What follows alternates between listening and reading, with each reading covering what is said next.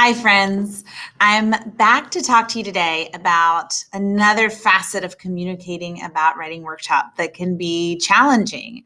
Last time we talked about communicating with parents, and I showed you how I make a really short video for each unit of writing study. I also do them for reading, just to explain to parents quickly what we're up to and why it's good for their kid. Because I find that kind of constant communication makes it a little bit easier for them to absorb the rhythms and routines of writing workshop and kind of sign on to what we're doing in here.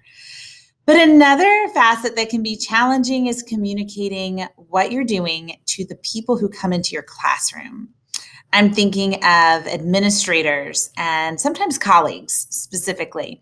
When people come in and they visit your room, even if it's kind of a scheduled observation or a scheduled visit, if you're not familiar with workshop, it can look a little bit chaotic and scary, and it can look very different from a traditional classroom where the teacher is standing up front for most of the class period, kind of leading the learning. So this is a strategy I came up with because a couple years ago, maybe it was last fall, I saw on just on Twitter and on Instagram, teachers were posting signs on their classroom doors, and they said like, please observe, and then they would write on there what they wanted to be observed for, student engagement, or please observe, I don't know, that I'm calling on a variety of students, things like that.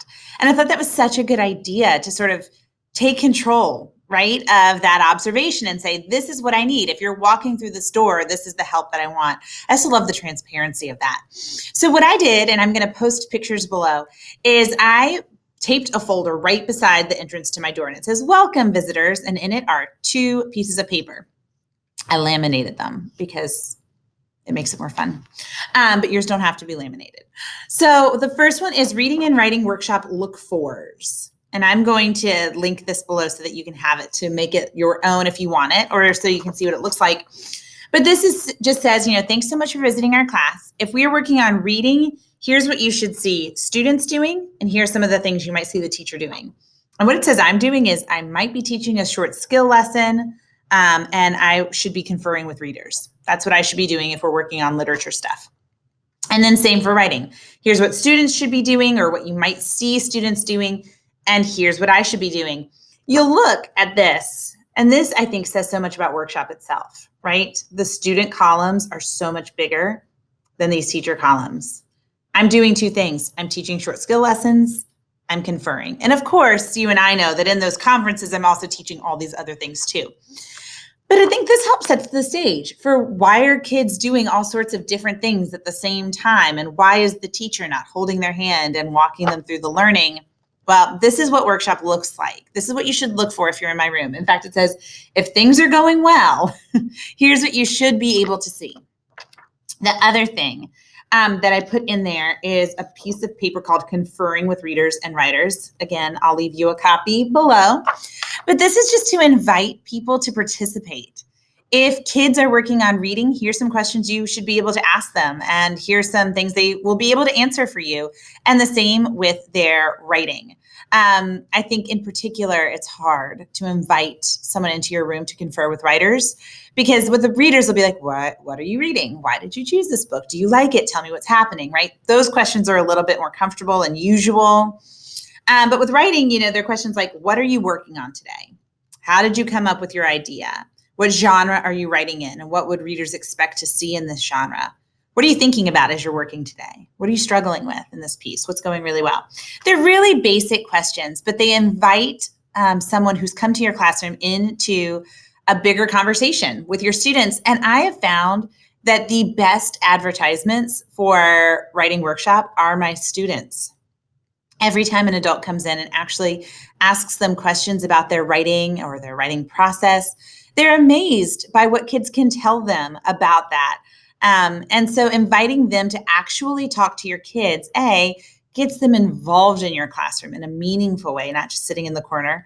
But it also, it starts to show them what the kids know. And that's what's most important. I can tell you all day long what I'm doing or what I'm trying to do, but you're not really going to know how successful this is until you talk to the kids and you see their work. So I think that this is a really good tip You should take this idea if you want it, and what should your classroom look like? Your classroom might not look like what my classroom should look like, right? So that's what you want to think about. Giving visitors who come in a guide to what your classroom should look like. You have set the intentions. What should they see?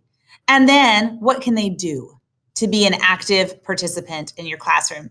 And maybe what they can do is go sit by Susie, because you always need an extra adult to sit by Susie. And that could be this conferring with readers and writers, the action step for your visitors. This could be ever changing.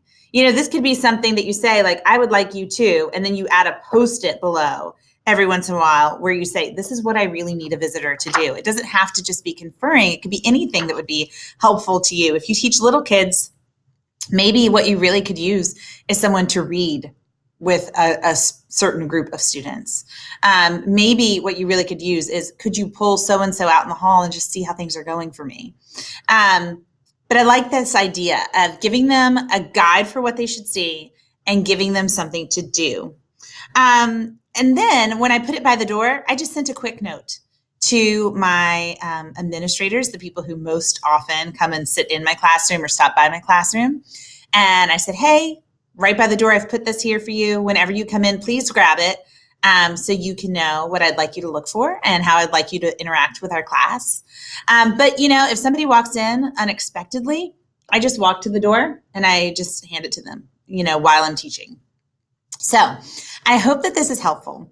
I hope that this is especially helpful with those administrators who have no familiarity with Reading Writing Workshop and who feel really uncomfortable with it. I know I've talked to lots of teachers where that's the case. They said, but when my administrator walks in, he's gonna think it's chaos. This shows it's not chaos. It shows him what to look for, but it also shows that you are intentional, that what is happening in your room is by design, not by accident.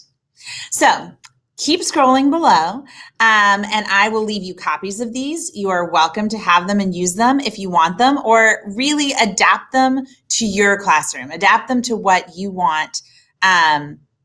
You want people to know about what to look for. I'm going to actually add to mine some stuff that I've just thought of, like, you should see kids with headphones in because they're listening to music to focus on their writing. So feel free to make yours particular to your classroom, but I think that this just really sets a nice tone that shows that you are in control of what's happening in here, even if what's happening looks really different than what's happening in other classrooms and maybe what happens traditionally in your school. Take care, and we'll talk again soon.